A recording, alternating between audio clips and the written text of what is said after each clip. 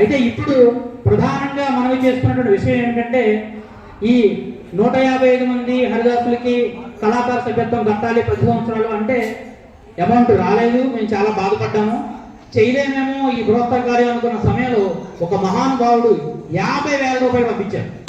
50,000 రూపాయలు ఒక్కరే తిరుపాణం పెట్టిన చరిత్రలో అత్యంత పెద్ద అమౌంట్ వారు పంపించారు. వారు మధ్యప్రదేశ్లో ఐఏఎస్ ఆఫీసర్గా ఉన్నారు. మకారపు మోహన్ రావు గారు వారి సతీమణి కూడా ఐపీఎస్ ఆఫీసరు. వారికి హైదరాబాద్లో సివిల్స్ కోచింగ్కి సంబంధించి ఒక పెద్ద కోచింగ్ సంస్థ కూడా ఉంది. వారు ఒక 2 నెలల క్రితం మాతో మాట్లాడారు. అమౌంట్ ఇచ్చిన తర్వాత మన వాళ్ళు ఎవరన్నా పిల్లలు ఐఏఎస్ ఐపీఎస్ చదవాలనుకుంటే ఆ సివిల్స్ కోచింగ్కి రావాలనుకుంటే మా సంస్థలో జాయిన్ చేయండి, మేము ఏదో నామమాత్రపు రుసుము మాత్రమే తీసుకుని మన వాళ్ళందరికీ శిక్షణ ఇచ్చి ఏర్పాటు చేస్తామని వారు చెప్పారు.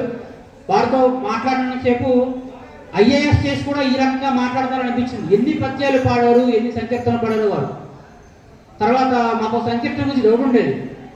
మన పూర్వీకులు ఎవరన్నా కాలం చేసినప్పుడు హరిహరి రామానుజ నీ మతమందు నమ్మిన హరిదాసు అనే సంకీర్తన ఉండేది. ఎంతమందికి వచ్చారు? ఎంతమందికి తెలుసు? పూర్తిగా ఎవరు పాడగలరు?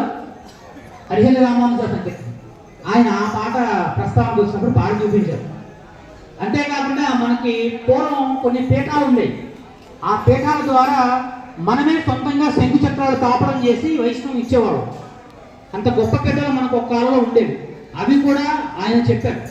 ఇంకా ఆయన దగ్గర నుంచి ఎక్కువ ఇన్ఫర్మేషన్ తీసుకున్నాం కదా అనే క్రమంలో హఠాత్తుగా ఆయన ఒక నెల క్రితం అనుకోని వ్యాధికి గురయ్యి ఆయన విష్ణు చరణాలను చేరడం జరిగింది. లేదంటే ఈ రోజున ఆయన్ని ముఖ్య అతిథిగా పిలిచేవాళ్ళం.